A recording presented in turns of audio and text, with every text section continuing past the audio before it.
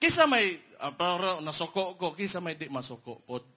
Kisa may, okay ram, ani manggod ni. Kini atong presidente, ni BBM, ug ako, kauban man unta mo.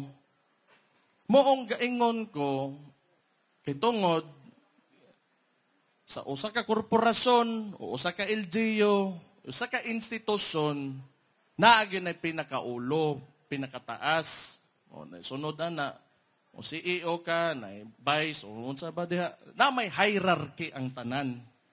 So nagi mutimon sa tanan.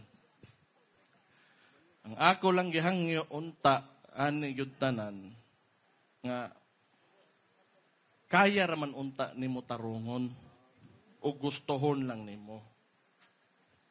Kay og dili gani, it's either di gyud nimo kaya gunitan ang gobyerno or you are tolerating it.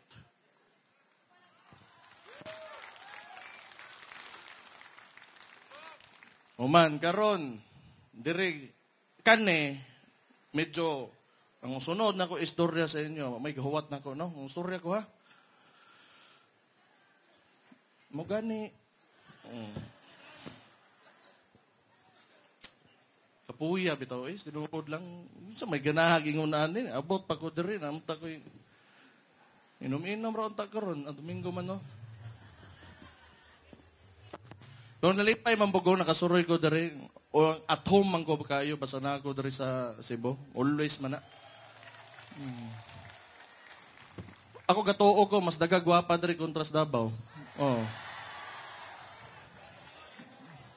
Padapon mo mga gwapa dito kay shortage na.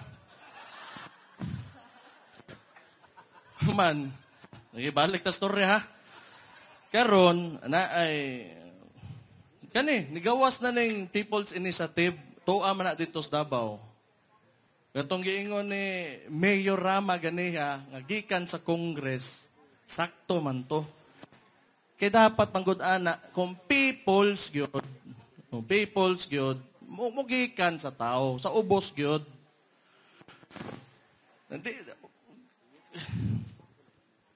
Daghan gani naglalis na gani no. Nanatay problema daan internally within sa kanang sa coalition nato aning kang sa Vice President o sa Presidente.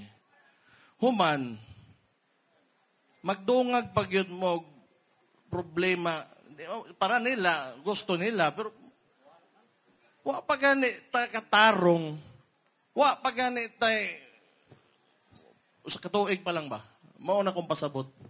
Usa ka tuig pa lang, unya ang concern ninyo, aning administrasyon aning administration garon, unsaon pagpadugay sa ilakang termino through charter change. Sige, ilara pa mi. Ay, sus ninyo. Ngoy uwaw. Agi lang mag-eleksyon. Ako pa ninyo, ang inyong buhaton, narbaho mo, tarungan ninyo, pakita mo sa mga tao, tagda ninyo mga tao. Labi na itong mga nasa ubos yun. Ipabati ninyo ba nga namoy labot ba?